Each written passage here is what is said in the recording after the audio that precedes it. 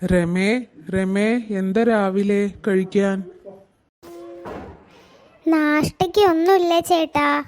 കഞ്ഞി ഉണ്ടാക്കിയിട്ടുണ്ട്, കുറച്ച് ഉള്ളി ഉണ്ടായിരുന്നു, അപ്പം ഞാൻ അതും കൊണ്ട് ചമ്മന്തി അരച്ചു. എങ്കിൽ നീ കുറച്ച് കഞ്ഞിയും ചമ്മന്തി എടുത്തു വെക്കി. പിന്നെ ഏട്ടാ, ഉച്ചയ്ക്ക് ഒന്നുമില്ല, ആകെ കഞ്ഞി വെച്ചാൽ ഇപ്പം വെച്ച കഞ്ഞി ബാക്കിയുണ്ടാവും ഉച്ചക്കലേക്ക്. അതിന് കൂട്ടായിട്ട് ഒന്നുമില്ല. എന്ത് ചെയ്യാനാ രമേ, പാടാണെങ്കിൽ വരണ്ട് കിടക്കുക. ഈ ചൂടത്ത് ഒരു മഴ പോലും പെയ്യുന്നില്ല. കിണറിലെയും പുഴയിലെയും കുളങ്ങളിലെയും വെള്ളം വരെ വറ്റി വരണ്ടു തുടങ്ങി. ഈ അവസ്ഥയിൽ നമ്മൾ എന്ത് ചെയ്യാനാ? എന്ത് കൃഷി ചെയ്യാനാ വെള്ളമില്ലാതെ?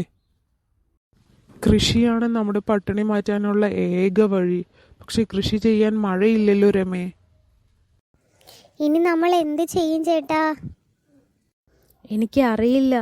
എന്തെങ്കിലും ഒരു പണി ചെയ്തേ പറ്റൂ, അല്ലെങ്കിൽ നമ്മൾ പട്ടിണിയായി പോകും. ഉച്ചക്കൽക്ക് മക്കൾക്ക് കൊടുക്കാനുള്ള കഞ്ഞി ഇല്ലേടി?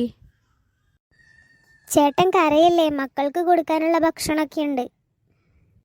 പിന്നെ ഞാൻ എന്ത് ചെയ്യാനാടി? ഏട്ടാ, ദൈവമില്ലേ, മഴ പെയ്യും, നോക്കിക്കോ, നമ്മുടെ പ്രയാസമൊക്കെ മാറും. മാറണം, മാറിയില്ലെങ്കിൽ നമ്മൾ തോറ്റു പോകും.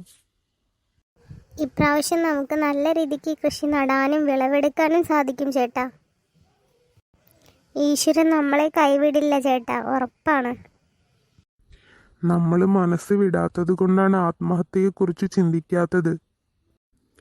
ഈ ഒരു മാസം മഴയില്ലാണ്ടായപ്പോഴേക്കും എത്ര കർഷക കുടുംബങ്ങളാണെന്നറിയോ ആത്മഹത്യ ചെയ്തത്?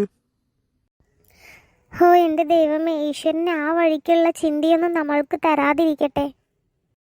ഉച്ചക്കൽക്ക് അങ്ങനെ ഇങ്ങനെയും തട്ടിയും മുട്ടിയും ഭക്ഷണം കഴിക്കാനുള്ള വകയുണ്ട് നമുക്ക്. രാത്രി എന്ത് ചെയ്യും? ഞാൻ ആരുടെ അടുത്തെങ്കിലും കുറച്ച് കാശ് കടം വാങ്ങിച്ചിട്ട് വരാം. എന്തായാലും മഴ വരുന്നത് വരെ നോക്കി നിന്നാൽ നമ്മൾ പട്ടിണി കിടന്ന് ചാവുകയുള്ളൂ. ഏതെങ്കിലും ഒരു ഹോട്ടലിൽ പാത്രം കഴുകുന്ന ജോലിക്കെങ്കിലും എനിക്ക് നിന്നേ പറ്റൂ.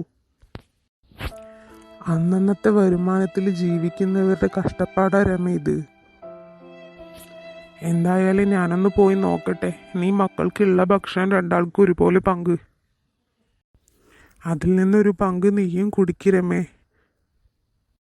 അങ്ങനെ കുടിച്ചാൽ എനിക്ക് ഇറങ്ങൂ ചേട്ടാ. ചേട്ടൻ പട്ടിണി കിടക്കുന്ന സമയത്ത് നമുക്ക് രാത്രി ഭക്ഷണം കഴിക്കാം. എന്തായാലും എന്നാ നീ ഭക്ഷണം മക്കൾക്കുള്ളത് കൊടുക്ക്. ഞാൻ ആരുടെ അടുത്തുനിന്നെങ്കിലും കുറച്ച് കാശ് കടം വാങ്ങിച്ചിട്ട് വേഗം കുറച്ച് പലചരക്ക് സാധനങ്ങൾ വാങ്ങിച്ചിട്ട് വരാം. ആ ശരി ചേട്ടാ.